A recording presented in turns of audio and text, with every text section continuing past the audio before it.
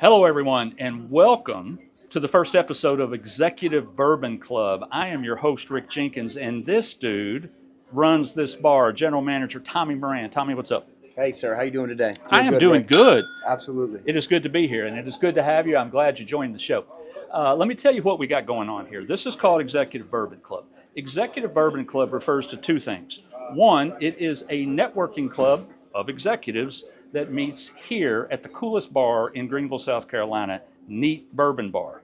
Neat Bourbon Bar has been here 4 years? 4 years this October. 4 years this October. It's a great place, a lot of nice little spots. It's dark. It's all kinds of cool places to go and have a sip of bourbon. But anyway, so we get together once a month. Executives come in. We have a little networking time. And Executive Bourbon Club is also the name of this new YouTube show. And what you're going to get out of this is every time that we have a show, we are going to talk about 2 or 3 featured bourbons that our executives are going to be sampling right after the show is over. But before we get into that, Tommy, tell me about this cool bar. So this bar, Rick's been here for about 4 years now. Like I said, this coming October will be 4 years.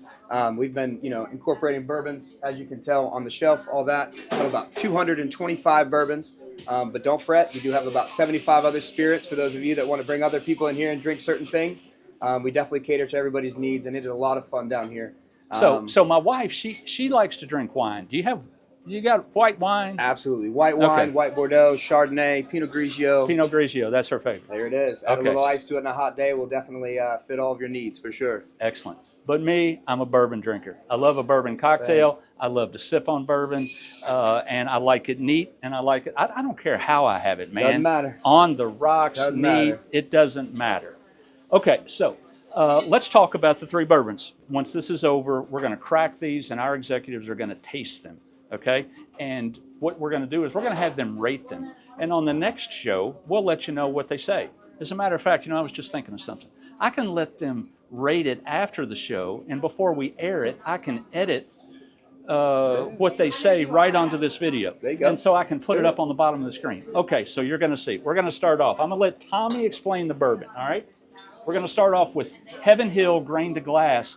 This is out of Heaven Hill Distillery, which is in Bardstown, Kentucky. I'm going to turn it to you in one sec, but I just want to say this. I'm from Kentucky myself. I love Bardstown. It's a great town. It's a great distillery. I've been there. Let's talk about Heaven Hill. So this is one of their newest drops that they've done. Specifically speaking, a lot of people probably have referred to Heaven Hill Bottled and Bond.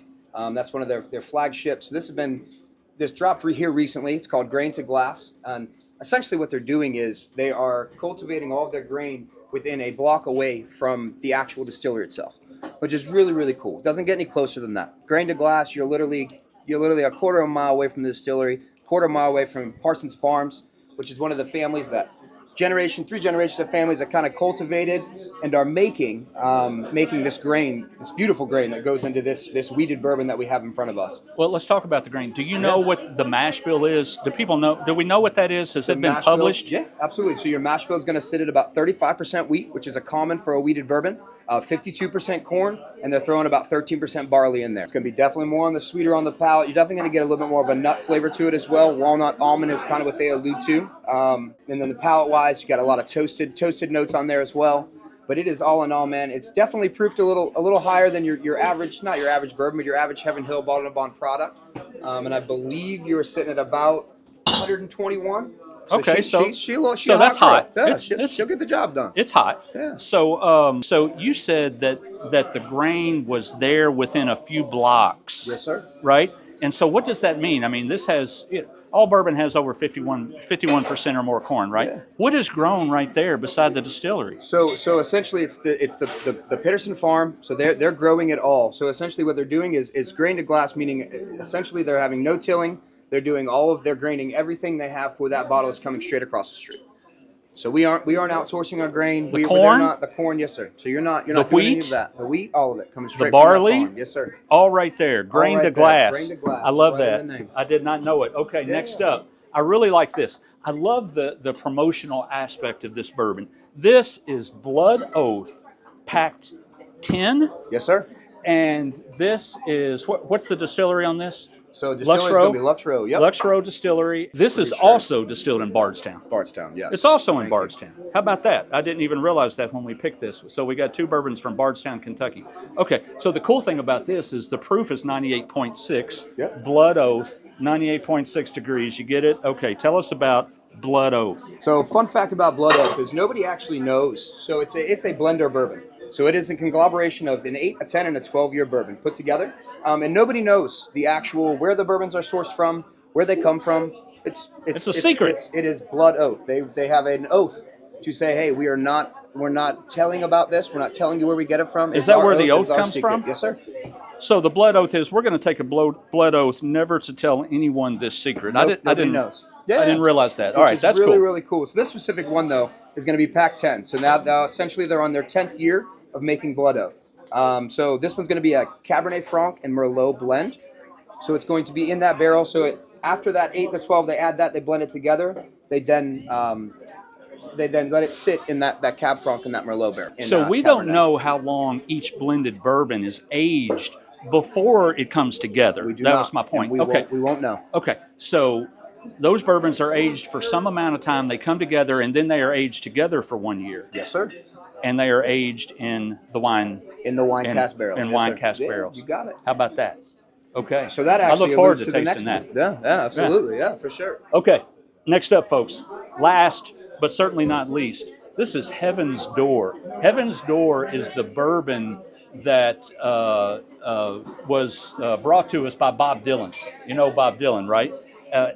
And it seems to be the cool thing to do today for celebrities to have their own whiskey, right?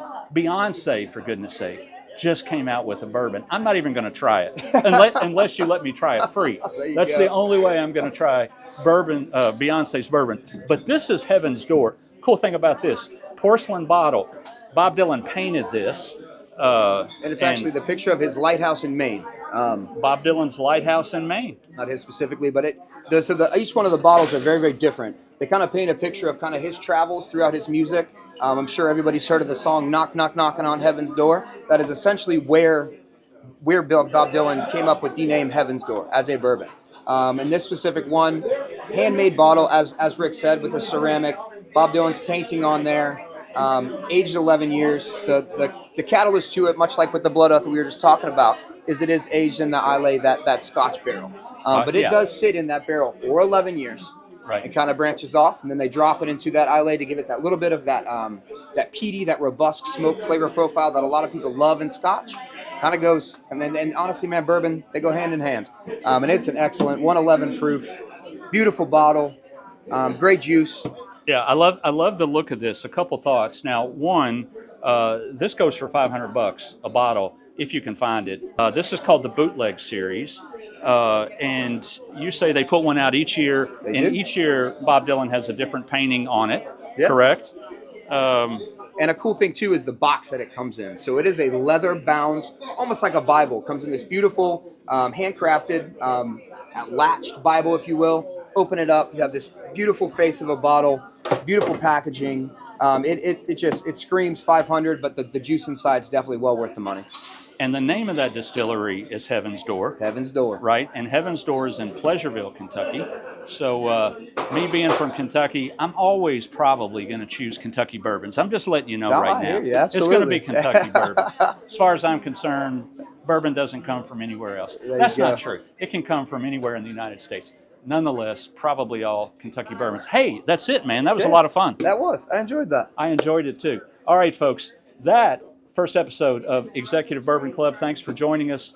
We'll see you next time. Yes, sir. Cheers. Oh, man.